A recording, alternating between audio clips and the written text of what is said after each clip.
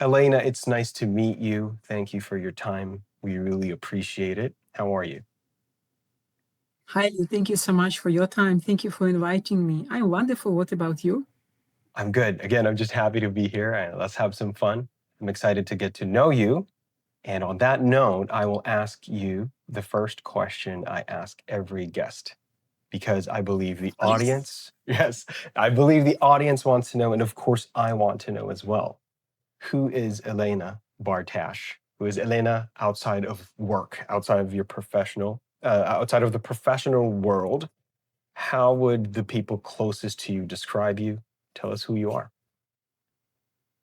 Okay. Uh, I'm Ukrainian by heart, and I'm global by vision. Yeah, I live in US 10 years, and I'm in real estate since 2024 when I joined at Sub2. Um, Before I joined at Sub2, I've been in IT. And when I lost my job, yeah, I'm still actually in IT. And when I lost my job in the beginning of 2024, I decided this is a good sign for me to follow my dream because I have entrepreneurial mindset. I would like to work for myself. And actually, I made kind of common mistake, which many entrepreneurs make sometimes. I've put everything as on site except real estate. Uh, that time, I did not realize how long time game is this. Uh, mm, it's not gonna happen within few months. You will get enough success to cover all your expenses. To be direct. Yes. So yeah, but it taught me a lot. One moment I had to come back to my W2. I'm still on my W2, which still I love it. I'm in IT. I test software. Um, yeah, when I joined at Sub2 2 years ago, I had really low understanding about real estate. I did not understand what means second lien position. I did not know about it. Okay, my first property I bought in half year after I joined at Sub2. It was hybrid, subject to hybrid deal. Was nightmare because again I did not understand anything. I just wanted to get freedom. Yeah, I found business partners. I found someone who was willing to invest more than $100,000 in my first deal.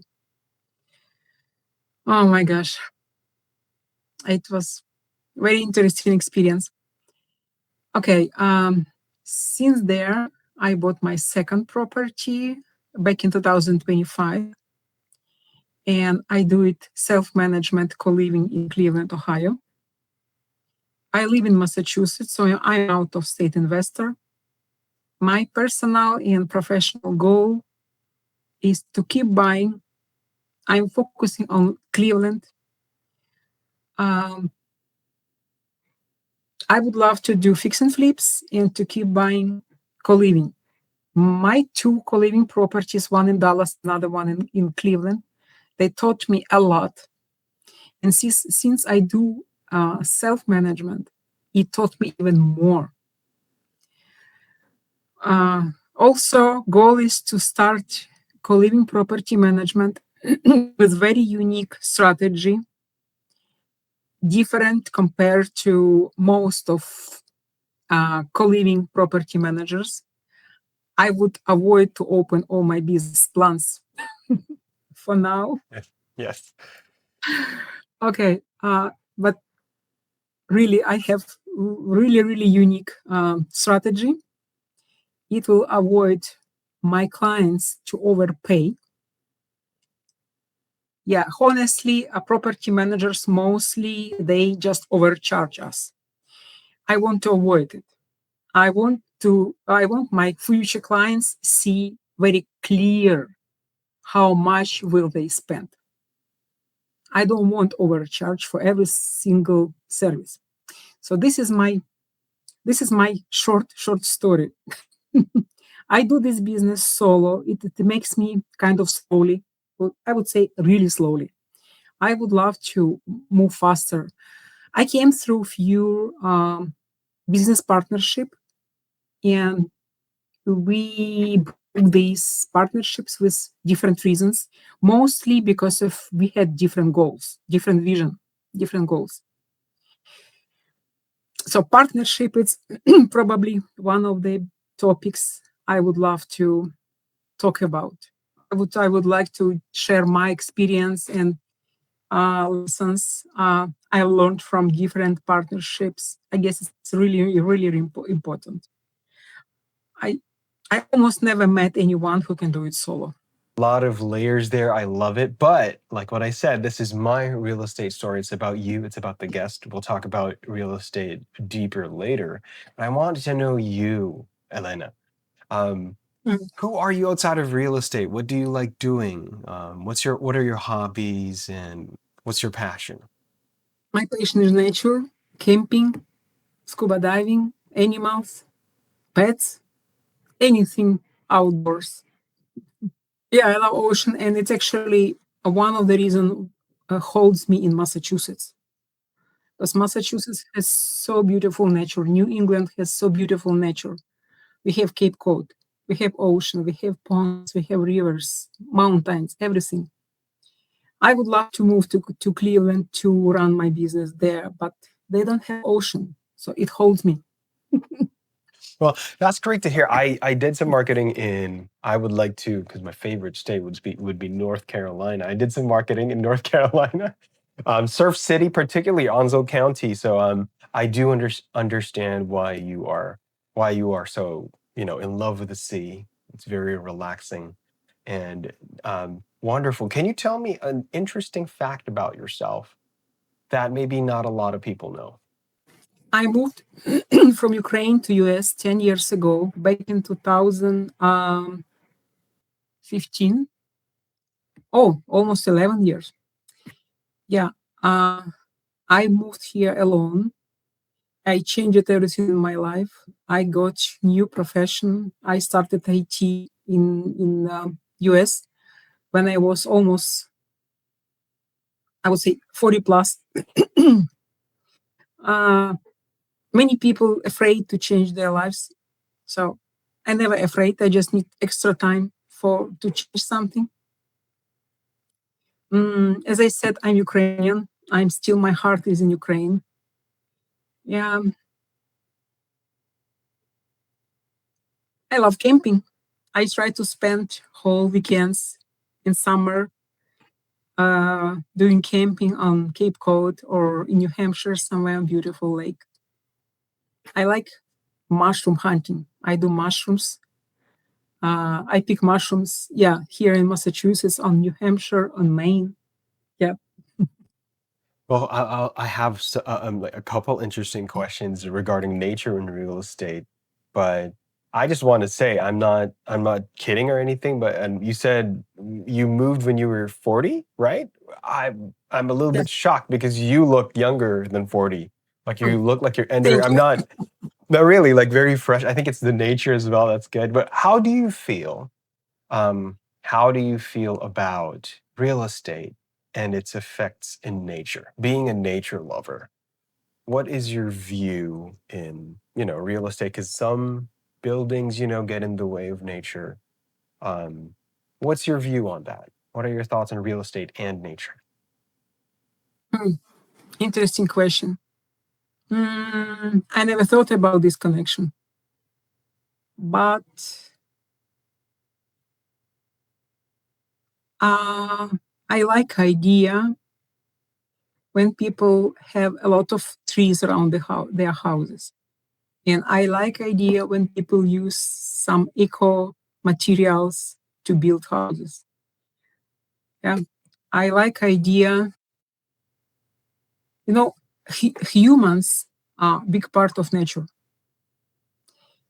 Yep, you agree? So to save natures, to save humans, we have to think our mental health. So I believe the idea for people to live in one-story house or even two-stories house, one family, this is a great eco idea. We don't have to live in buildings. So this is the main idea. Save people, save nature. That's a great answer. Spoken like a true person who likes the niche of co-living, right? Co-living, and right, that's really good. Multifamily homes would be a good thing too, right? And now I want to move on to something more personal, if you don't mind. You said you've always had an entrepreneurial mindset, right? And I'm very curious. Did you always have that when you were young, or did you learn it?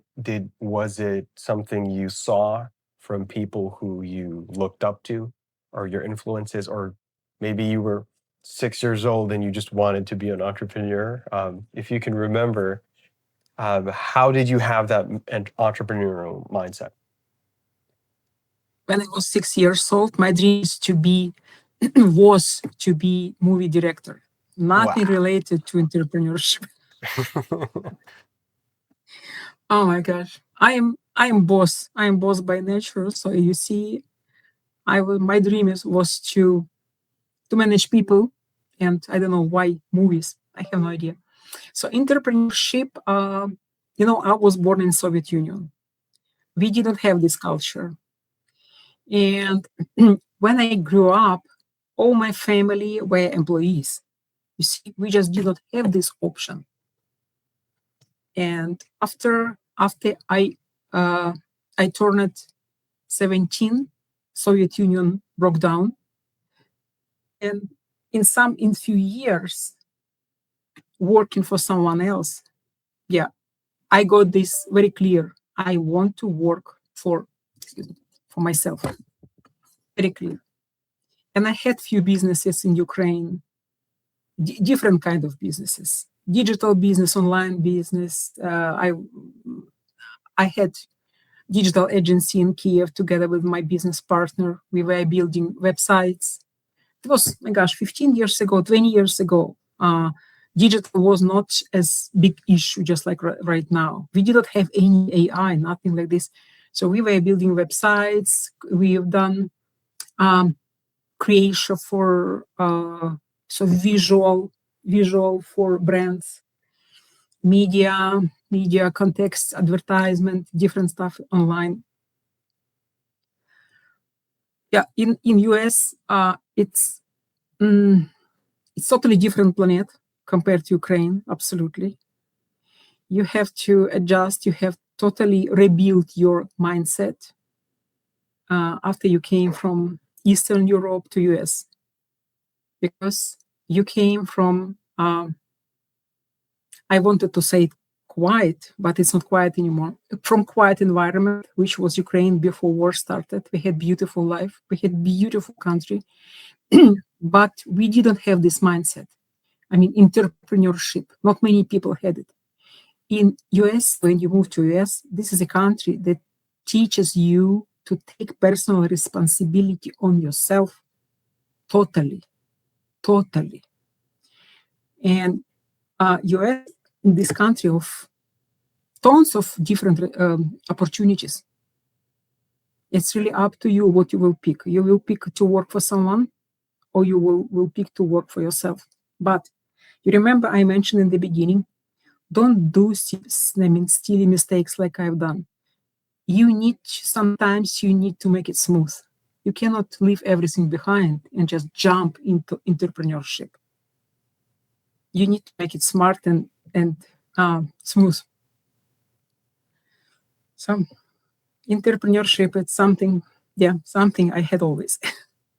Oh, I just I'm just still wrapping my head around how you lived during the Soviet Union. Again, you look very young for that. It seems Oh, like, thank you, Lee. no, really, really, you look very young for that. I think you're keeping yourself healthy. That's good. And again, the nature thing is like, I really want to talk about that, but later. So, what were the business? I'm curious of the, because you said earlier that um, you said that you tried everything except real estate, and I think you mentioned one of your businesses, which is like a media and marketing agency. What other businesses did you enter before real estate? Actually, I have another business. Even here, I started 15 years ago back in Ukraine. I still do it. And I have no idea how I combine it, everything, because my W-2 is very complex and very intense. It makes me so busy. It makes my brain really hard and fast. Uh, so I do baby stuff. I am Boston infant trainer. Yeah, I I'm baby coach. I do massage, exercises, and swimming with newborns. I can work with them since they turn 1 week old. It's not in American culture. And this is why, for example, I moved from Minnesota to Boston 7 years ago because I wanted to do this stuff. I just was guessing my audience, my people, my potential clients are mostly here on East Coast. Yeah, I can make them stronger, but I can fix some issues with health in the same time. So I have clients here in Boston, and people know me here in New England. Gotcha. Oh, This that's is my really another interesting. patient. That's really interesting. Another You are a very multifaceted entrepreneur, and like that's a long way. It's not end to end. It's not like LA to New York, but um I would say Minnesota is it's in the middle, right? But it's on the it's nearer to Boston, I would say. How was yeah. what were the states that you lived in? How many years? So when you arrived, you was it in Minnesota right away? Or Massachusetts? Yeah, What was your yeah, transition? What was your story in like yeah. going around the US? Minnesota, and then Massachusetts, then Boston. Okay. And you live in Boston now. You operate in Boston. I don't have business in Boston. I mean, no real estate in Boston. Okay. But you live in Boston now. Yes, yes. Wow. Wow. Okay. I was about to ask, how's the real estate in Boston? Because like that's pretty crazy. New York, Boston, that's a pretty are you planning to expand your real estate in Boston? Um, I have two thoughts. One is to relocate to Cleveland, to Ohio, and to scale there, or to move everything to Boston and keep scaling here. I don't know yet.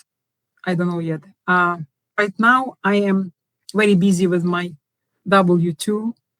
I am passively looking for, not passively, I'm really looking for remote position for my IT W-2 to take decision where I want to go. Do I want to stay here or I want to move to Cleveland? I tend to go to Cleveland.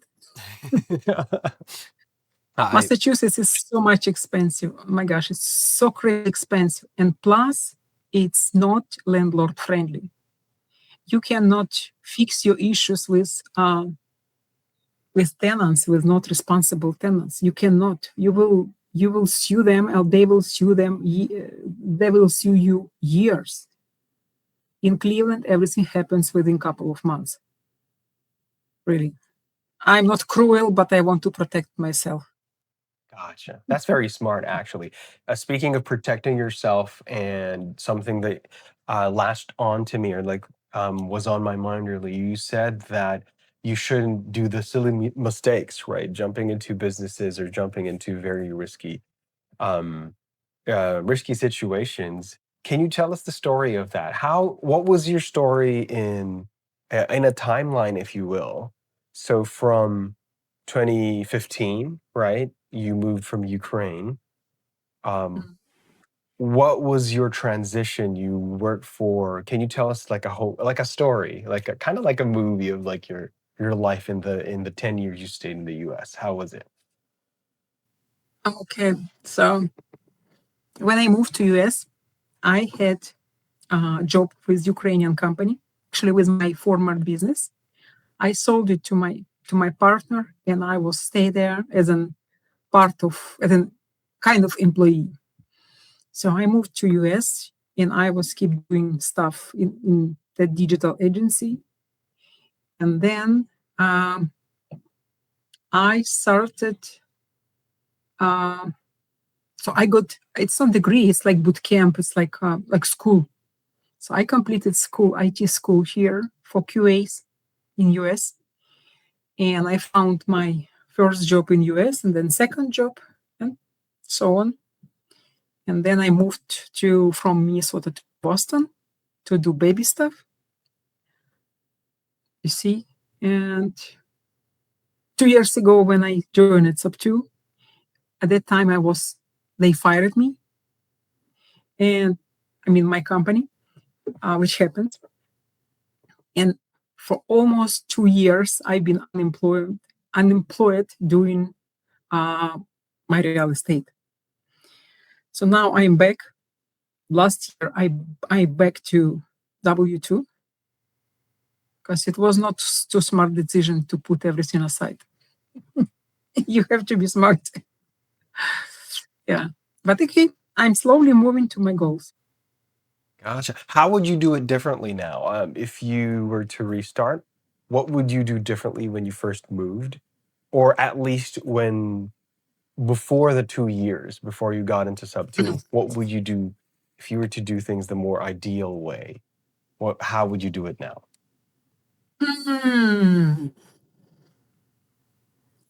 I would focus more on more practical stuff. Because that time when I joined Sub2, I found my first business partner almost right away. And we decided to split responsibility. She was doing underwriting and deals, and I was doing capital raising and public stuff. I have my own podcast. I was doing a couple communities. I was too much public on Facebook and all other platforms, YouTube. You see, when I lost my business partner, I got feeling I don't have hands because I don't underwrite. So I would really focus on practical stuff, underwriting and deal sourcing. The fundamentals, I would say, right? The Yeah, fundamentals of real estate. Because yeah, if you start with those, you can basically just choose, right? Choose a deal that's going to work for you. And because a yeah, lot of people like to jump into like one at a time, they get one property, sell it. That works for some people, but I think that is very smart actually to do. Now moving on to your learnings, and I want to focus on the business partnership because we've had a guest before. We've had a couple of guests and we've had that topic. One guest says um, he doesn't believe in partnership with real estate because your partner is Uncle Sam. Your partner is the US taking your tax. So that's a good angle, right? And the other guest, he believes in partnership because partnership helps support you. You mentioned that self-management has taught you something. What was the biggest lesson that you learned from self-management? And do you believe in business partners? I believe only in business partnership. Only. Humans, we are not solo. We are social. We were created to be social. We were created to be among people. And even if you are independent, you are smart, you can do your entrepreneurship solo. It means anyway you need someone to verbally discuss it, right? To get different points from different perspectives. You need someone who emotionally supports you, because if you know what was it, how to buy properties, and even if you went through it at least once, you know how painful it, especially when you don't have any experience. It's very painful. You don't have experience, you can afraid spend someone's money, you can feel scary to apply for loans. It's natural, because our zones of comfort is very small, and you need to stretch your life. to start new stuff and to buy house. It's not a joke. It's not $5 spending. Yeah, it's a few $100,000 spending. So to do it solo, sometimes you can. I have this experience. I lost few deals, few really good deals being solo just because I was too slowly. I was need someone's advice. I was need someone's support to to give me feeling I don't make mistake. But so if you are together with partner, you really can move faster because even if you even if, for example, I would start with underwriting, I know for sure it's not my strength, but I need to understand how it works. You see? So if you have partner who has opposite skills, you can be like a two puzzle. You can cover two different parts of the business. Just for me, mostly it's emotional support important. You can do a lot. If you have right support, you can do really a lot. That's wonderful. You made me realize this. So there is no, of course, there is no right or wrong answer. People can have their own opinion, right? So, by the way, do you know Brent Daniels? Are you familiar with Brent Daniels? Oh, he's a big I don't think so. oh No. he's like a big YouTuber on real estate wholesaling, particularly. So he's the one who said like if you it's okay to start with business partners, but we're very different. And in the other, and I do believe in one way or another, even if you do it alone, there is some collaboration, whether it be collaboration with your contractors or collaboration with the buyer itself, right? Or a bird dog or something Mhm. like that. And now, Yeah. speaking of specifics, or to move on to specifics, I'm curious about your first deal. You said it was pretty crazy. It was a sub two hybrid deal. Please tell us the story of your first deal. It was absolutely crazy adventure. It was so crazy. So my first business partner, I still her friend and I love her and we are really friends. And I feel honored to be her friend. And I feel bad we are not business partners anymore, but life is life. Okay, so she found the deal. This is deal in Dallas. We do it as a pot split. And we were in need more than 100,000 private money partner who will contribute more than 100,000. Okay, that time I told you my main responsibility was to connect with money people, with different sector people, and uh, my gosh, we made big mistake. We paid non-refundable EMD. So this is one of biggest lesson I received. 5,000 is still good money for both. We contributed 2,500 each, and so I didn't have chance to lose. I had to find. When you see, before someone tells you it's not possible, you don't understand it's not possible. Now I believe it's almost not possible. But that time I did not know it's so hard. So we took this deal. We paid non-refundable EMD. We had 7 days, 7 freaking days. Oh my gosh. And I reached out to more than 80 people to help me with this money. To more than 80 people. And most people, because before we found this deal, I spent few months just networking, building relationship with different people. So I met few people who potentially could be my private money partner. But the people who I was relying on, they said me no very quickly. Someone had no capital, someone deployed it somewhere. And so I found our business partner, private money partner. She is in sub 2 also. She is our friend. We treat her well. She treats us well. So it was absolutely crazy. We didn't have experience, how she trusted us, how she believed in us. I don't know. I don't know. She just trusted our word, and I don't know. Maybe she followed her intuition. We are normal people. We are good. We do our best to be in business. So we still have this house. It's almost 1.5 year. Yeah, it pretty much performs not bad. It's room rental, but split in Dallas. Yeah, it's not bad. So we're good. It was crazy. Oh my gosh, it was crazy experience. It was a Oh, it's a crazy experience, but I think those experiences really form you, right? Like I think it's better to experience that first time. Yeah, during your first time, right? Because if you experience that now, you've like had the biggest lesson and it's like all up from there. Now, what is most your biggest deal? What deal do you feel like is your biggest win? What deal do you feel like, yes, I was able to make this deal? not yet. Not I did yet. not make this deal yet. Not yet. Not yet. Not yet at all. Because I have only two properties, and both properties I purchased different way. First one I told you it was hybrid, subject to hybrid. Second deal I bought solo myself.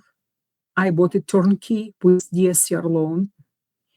And second deal taught me a lot about how to work with contractors, because even if I bought it turnkey, I was making some improvements after I bought it, including roof replacement, which is great experience. Um, yeah, and it taught me a lot about 0% credit cards. God bless America. In this country, you can leverage free money. I would say not free money, but you still have to pay to cash money out. But still great system. God bless America for so many opportunities. So my biggest win, I didn't get it yet. I will get it, not yet. I I'm on can my see it. way. I believe you. I 100% believe you with the knowledge and learnings that you had. It's all the way up there. So, um, now let's go to your favorite niche. You said you want to do fix and flips, or what other niches pique your interest in real estate? What will be your favorite niche to do? I still believe in co-living, and I see big potential, even if demand is not as much high as it was even a year ago. I spoke with few people who does co-living, and everyone agrees with me. It's more difficult to find tenants right now. I I guess I have my own theory, but this theory is not for public because it's kind of political. Getcha. Okay, yeah. Uh, but demand is not as much high as it was even half year ago. When I bought my second house and I fired two property managers, and I started doing self-management, it took to me less than 2 months to fill in whole house. 5 bedrooms, 2 bathrooms. I had five tenants. And after in 6 months, first guy left the house because he just didn't have money to pay. He cannot afford. I don't know where he moved out, but he did not have way to pay. It takes for me almost 2 months to fill in one bedroom now, and I see difference how it was half year ago and now. Not 10 years ago, not 5 years ago, just 6 months ago. So, but I still believe location is very important for co-living. I still believe in co-living, still believe. And fix and flips, of course. And I love Cleveland market and areas around Cleveland. So I would love to keep buying for co-living, and I would love to start fix and flip. Actually, I have really good friend, Brandon. If you ever will watch this podcast, hello. Uh, he's my friend, and he's extremely experienced at fix and flipper. And he wants to be my experienced partner under my first few deals, just to support to give me hand, and I extremely appreciate it. Extremely appreciate. People is number one in our business. Gosh, very interesting. And if you can have Brandon here, if he has a story, fix and flipping is very fun. That's actually my favorite too. Novations are pretty cool, but like fix and flipping is cool. And That co-living trend about half a year ago, it is showing now because most of our guests have been into co-living, and there is a prediction that co-living will be, those niches where it involves two or more tenants, right? Two or more people living in a space. I think with I think it's with the economy and how expensive things are right now. I think that will be for at least for the next year. That's my prediction. What would be yours? What will be your prediction in the next year? What will be the trend? Co-living, you mean in general or just co-living? In general. For me, it's co-living or maybe mobile homes. But for you, do you see something different in the trend of real estate? I am not this level shark yet to give you such predictions. Honestly, if you would ask me this question last year, I would give you a prediction. Now I see how dramatically everything changes, and it's very, very difficult and risky to give any predictions. I would say more and more people will stay with their parents. More and more people will live as one big family, 100%. Less and less people will buy and less people will rent. This is what I see. So still affordable living, it's one of their most demanding option. Even if co-living has issues finding tenants, most of other strategies, they will suffer even more. I get you. Airbnb, you said rentals as well. Rentals and Airbnb is somewhat going down or will be going down, but like those other ways to that is actually very interesting. You're not the first one to say that as well. I think we're all in agreement. Like affordable living and then co-living is the one that's on the spotlight right now, right? And it's um, especially in Dallas, right? In Dallas, I think co-living is coming up. So that is a very interesting prediction. Very informed as well. You said that you're not sure with your prediction, but I think that is very accurate and very analytical. I would say a good prediction in that one. I can I can even give you a comparison.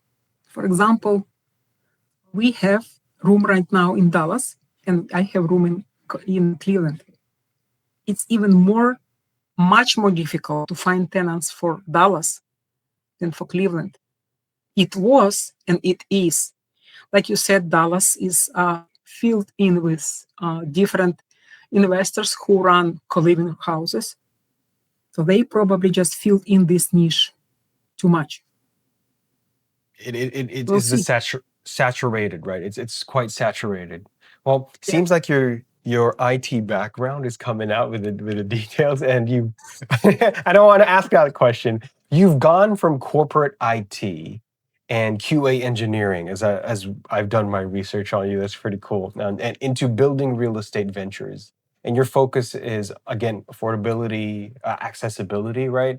That's what I got from you. What was happening in your mind during that transition that made you finally decide I need to make something on my own? I'm going to do real estate full time now. What was going on in your mind at that time? Mm, Actually, I'm not sure I got your question in full. Could you please explain a little bit more? No, no problem, no problem. So when you were again, you were doing your W-2, you weren't sure if you were going to go full-time real estate. What was going in your mind during that transition? From you again being corporate IT, QA, and all that. Then now you're trying to transition into more real estate, right? What was or is going on in your mind, thinking of that transition, moving on to real estate? What are your Okay. thoughts on that? Mhm. Since entrepreneurship is not quite new for me, since I've been for entrepreneur as an entrepreneur for a few years before even I moved here. So one of the biggest wrong idea for people, if you work for yourself, you are more free. Or some people believe opposite. If you work for someone, you are more free, which is both are wrong. Because technically, anyway, you have to do stuff. You have to do. If you work for someone, you have to follow rules. If you work for yourself, you have to follow rules. If you will stop doing stuff working for someone, they will kick you out. If you will stop doing stuff or wrong stuff working for yourself, life will kick you out. So biggest transition is not to live in dreams. Biggest transition is to be ready to work hard to achieve your goals. This is a transition. Be realistic. Be dreamer, but be realistic. This is what life taught me. Gotcha. What's your biggest goal? Let's have some fun here. What's your biggest, most ambitious dream? Like, for example, do you still want to be a director, like a movie director, or like an actress maybe, or in real estate in your business? What would be your biggest, something that seems crazy right now, but you would like to achieve that? Okay. So my biggest dream is to find good business partner. This is my biggest goal, the most important goal for me. Some time ago, I was working on it really crazy. I was checking everyone. Do you want to partner up? Do you want to do business? Now I don't do it because, it's another stress, another universe does not give you what you want. Universe gives you who you are. And after you will stop stressing yourself out, after you will stop thinking about it like a crazy, God will give you right person. Just so my goal is to find good business partner. My goal is to have at least 20 properties and to run my own property management for co-living in Cleveland area, because nobody does it in Cleveland. Nobody. Couple people, they declare they do co-living property management, but they lie. They do just property management. It's totally different. I would love to do it really particularly for room rentals. And this is the goal. And to cover whole area, to cover probably all county. This is the goal. But no way to do it solo. No way. It is possible though. I mean, like if you keep going, right? Now, Mhm. good thing that you mentioned that to cover whole area, because I can see that you are very smart and very calculated in that. Your goal is still very realistic. And I was about to ask you something more crazy, like even bigger, but I think the biggest is really right, covering the whole area. That's a really big task to. But I think I really do believe in what you said as well. And this is a big part of the podcast. This podcast is also about motivation, also about inspiration. So thank you for that. I really appreciate that. And looking at the ambitious goal, but try to look at it realistically, step by step as well, right? Thinking about it in a realistic way. Well, in QA engineering, your role was, I was a quality assurance analyst as well, but not in IT. I was in education. So I do know QA. So I know the difference between QC and QA, right? People think QA is QC. That's very different. Quality control is very different from quality analysis, right? So I don't know much about engineering, but your role, as I would think, is identifying risks, right? For analysis, identifying risks, fixing problems, and creating stable systems. That's the process of analysis, right? Am I right? I trying to remember my job as well, but how has that mindset, being a QA engineer, how has that mindset influenced you the way you approach real estate investing and business today? How has that helped you in real estate? Maybe the ability to focus. In this life is very difficult for us to focus. Really, really. Everyone has issue focusing because social media, because so much information around you see we are refocusing, we all tend to refocus our attention around. Maybe plus not to feel afraid to get in deeper analysis market. I told you I still don't do really good underwriting. because for me, focus, uh, how to say, I don't like numbers. I don't see all these spreadsheets. It puts me in panic. I'm happy to do due diligence. I'm happy to to do research area. You see, to check what is around, to analyze who will be my tenant, why tenant wants to stay with me longer time, what I should provide, how I should manage my house, blah blah, to make them happy. But uh, not underwriting, not numbers myself. Yeah, maybe uh, to answer why helps to run better due diligence, to understand why you need to analyze deeper than just check numbers.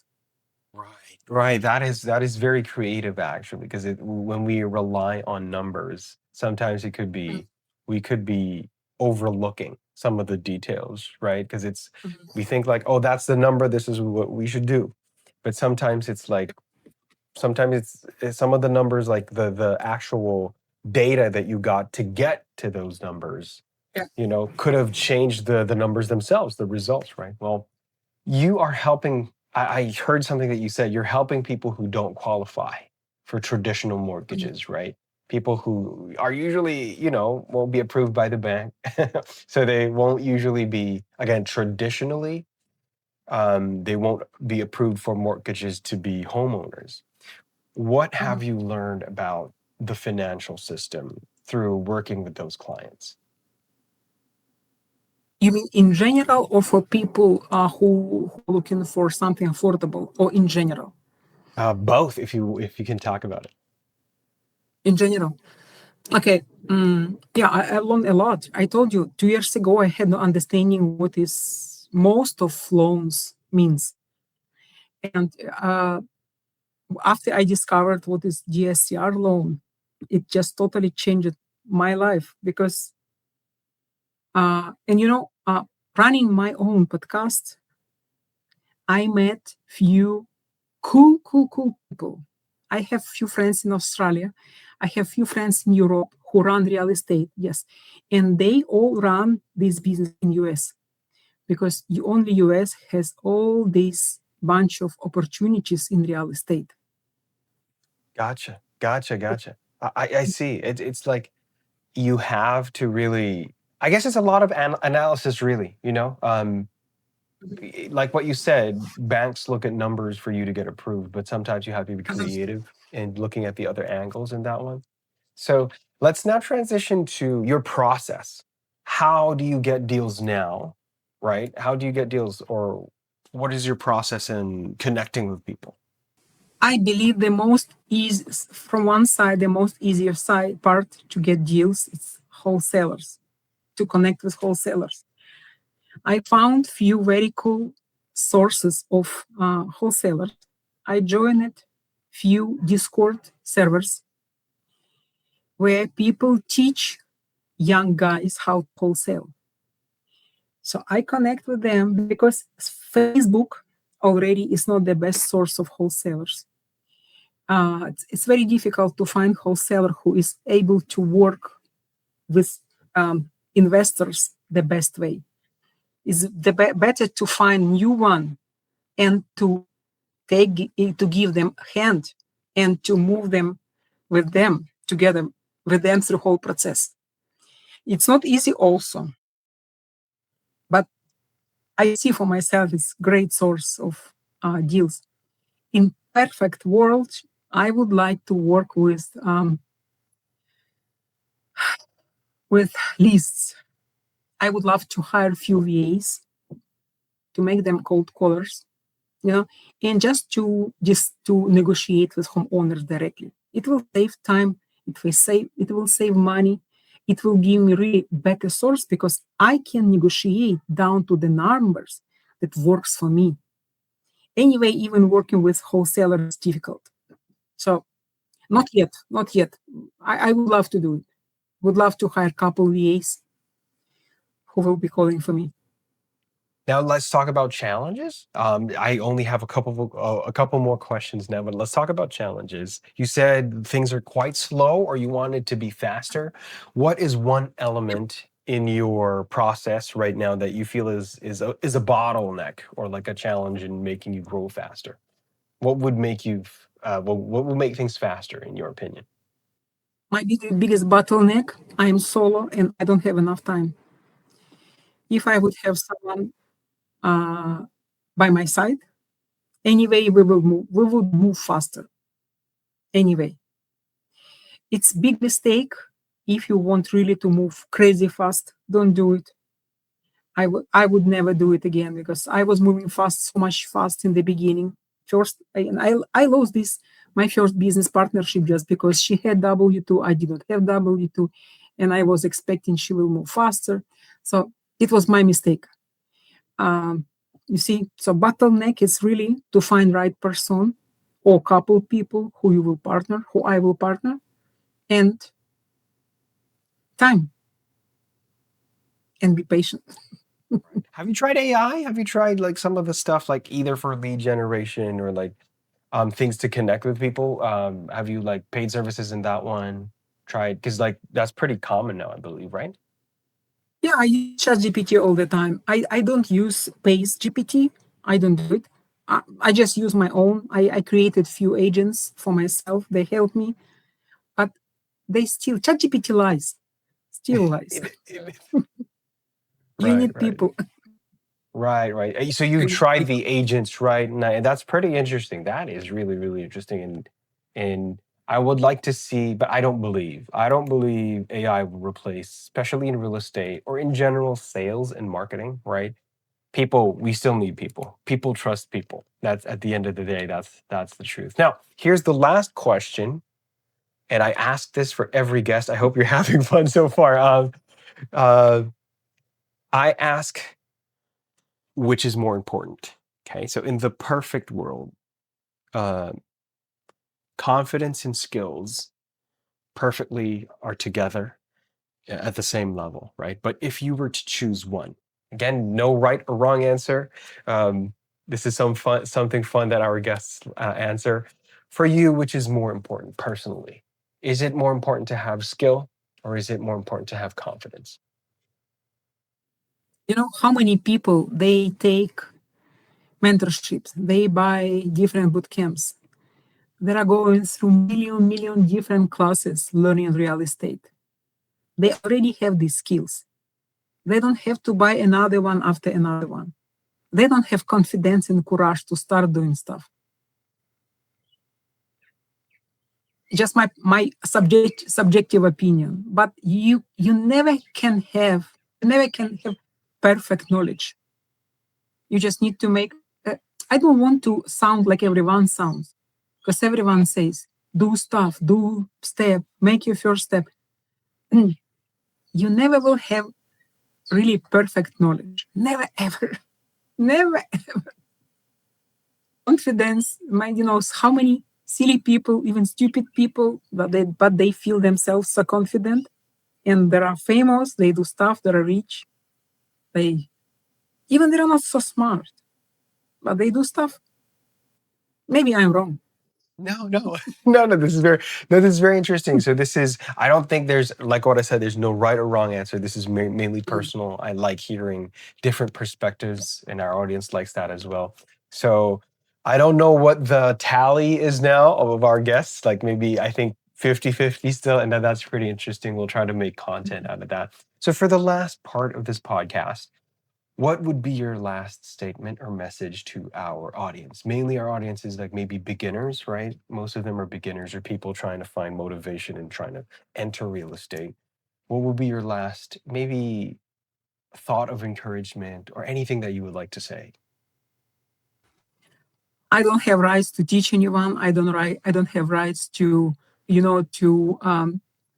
to mentor anyone. To say, guys, do this or this, and you will get fun. You will have happiness and success.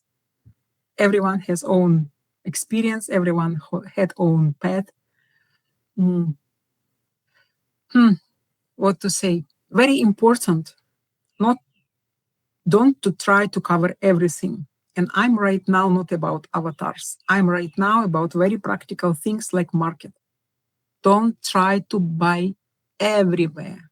If you're a buyer, focus on one area, on one city, even on one particular neighborhood in the city. Understand who will be your tenant. If you do Section 8, you can technically buy anywhere. But if you do co-living, or if you do short-term rental, or if you do something else, I don't know, really start from the end. Don't start from the beginning. Start from the end. Understand who will be your tenant. Understand where you can get this tenant. Why you want to get, how you can get this tenant. Why these people will live with you long time, because you're interested to have tenants as long as possible. And then build your strategy around this knowledge. I got this understanding after I bought my second house, and I was lucky to buy it in really good location. Otherwise, I would be in trouble. Don't, don't try to cover whole US. Don't try to cover even whole state. With many different people, Lee works different strategy. For me, this strategy works. Very narrow location, understand location, know this location, go there, check around, meet people, build team, and focus. Focus, focus, focus. And then you can extend. Hey, thank you very much for that. That is a very good way to end the podcast. I love your accountability. You're very consistent with the focus as well. So I think our audience will learn a lot from that. And that is it for this podcast. Elena, thank you very much for your time. I really enjoyed it. And please, let's keep in contact. Thank you, Lee. Me as well. Thank you. Good luck, guys, everyone. All right.